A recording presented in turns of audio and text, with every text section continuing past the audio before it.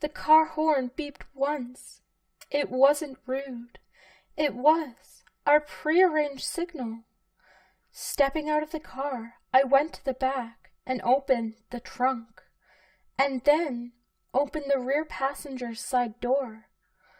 On this crisp winter day, the bright morning sun favorably illuminated the doctor's well-maintained, expensive, two-story, white and aquamarine house. The tastefully selected aquamarine front door opened for Jimmy to roll out.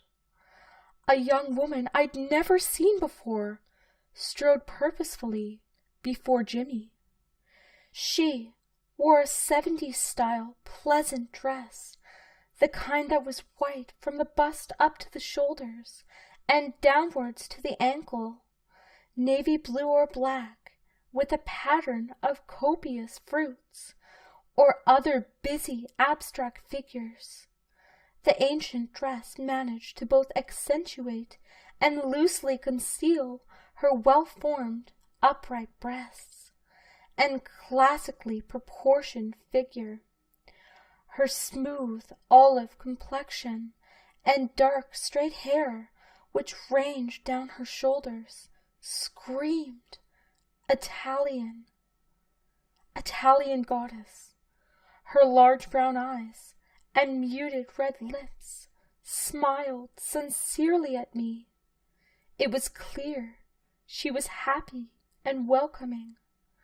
Few times in my life have I ever seen a woman so beautiful. "Hello," I said, looking at her. "Hello, Jimmy," I greeted my charge. "You look good today, Jimmy." Jimmy had good days and bad days. "Hello, Mr. Hazlitt," Jimmy answered.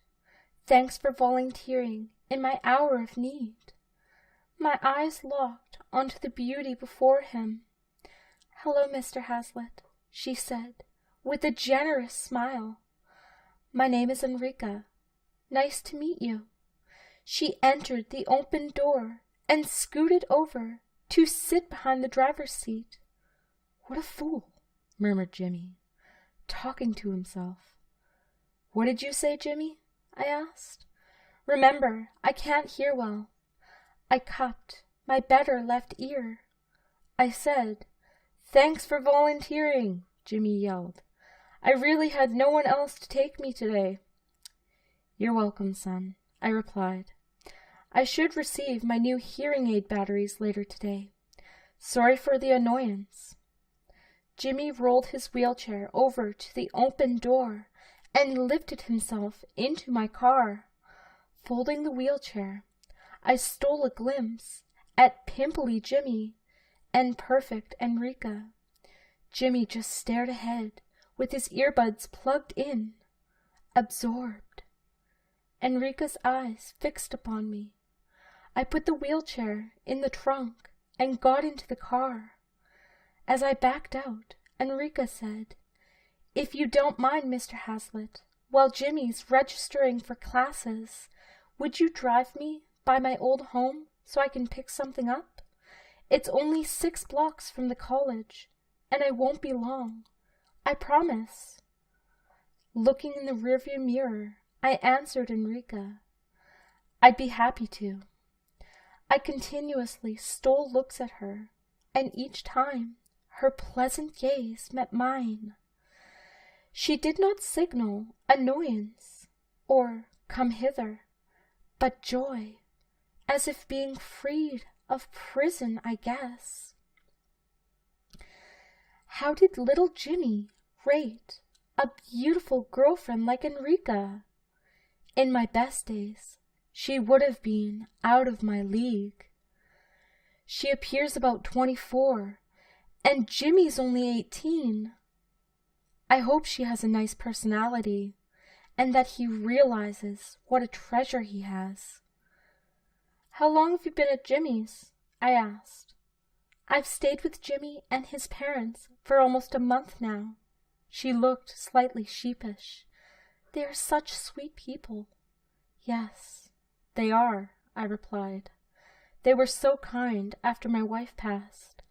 I paused and looked at her in the mirror again. As many questions that I asked about her life and experiences, she turned around to get me to talk about my life and career.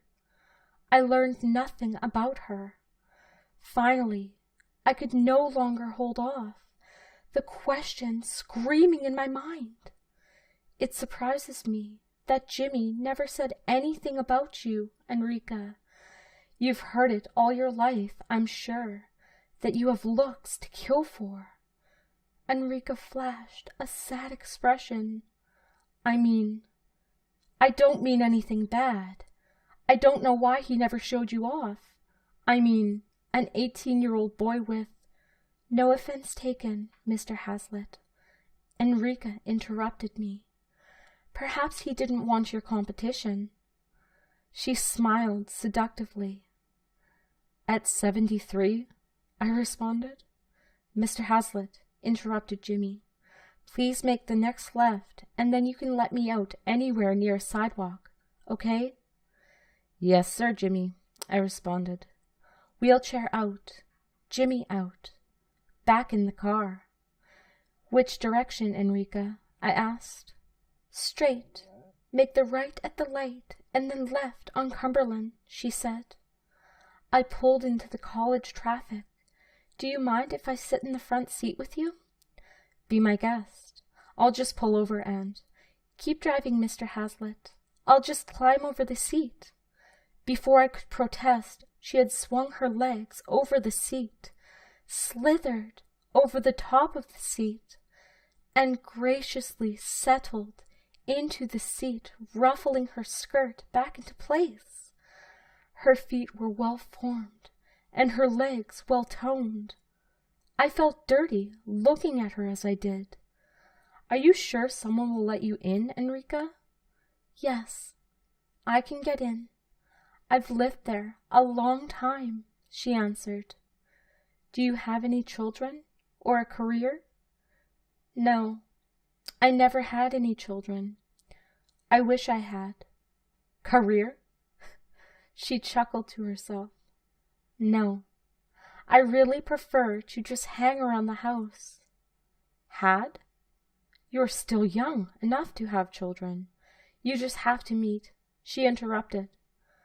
Mr. Hazlitt, please, don't make me any sadder. Sorry, I'm an idiot. Of course you know. I apologized. But sad? You seem the picture of joy. I can't remember anyone so happy. It's the 2-story house with the aquamarine front door, she pointed out. Would you mind just pulling onto the swale? The car nosed onto the grass. A little further up, please. The car came to a rest at the property line and the street. Leave the engine running, please. She just looked at me without moving. Finally, it dawned on me. May I get the door for you? I asked. She beamed and replied, Why, thank you, Mr. Hazlitt. You're a gentleman. I got out and walked around to her door and opened it politely. Actually, Enrica, I appreciate the opportunity for gallantry. Not much opportunity anymore. She responded with an open-mouthed smile. I know. Why don't you find some good music? I punched up some good music and looked back, but she was gone. The front yard had numerous patches of dried sand surrounded by brown grass. Last painted white with an aquamarine trim, the faded and peeling paint screamed neglect and despair. The peeling aquamarine paint on the front door offered no hospitable greeting. After longer than I cared to wait, the front door suddenly sprang open, and a woman and man in their late 50s bolted to the sidewalk. God damn her, she yelled, turning to face the house. Why'd she have to come back? She can rot in hell, he screamed. I could hear them clearly. What are we going to do now? I thought the priest got rid of her, she said. Lying bastard! This is all your fault, you know. We'll have to pay him again. Remember, you had a hand in it, he replied. Suddenly they realized with horror that I, an interloper, also occupied their private world on the sidewalk. I turned away from their savage expressions and toward the ramshackle house. Immediately my eyes were drawn to the large window on the second floor, where I beheld the grim, dour expression on the face of Enrica as she glared at the couple below. My focus lowered to the large crimson red stain which soaked the white top of her dress. Just above her left breast protruded the handle of a large hunting knife. Enrica turned her gaze to me and spoke as clearly as if still in the car. This has been my home for the last 25 years. Instead of returning with you, I've decided to stay. Goodbye, Mr. Hazlitt.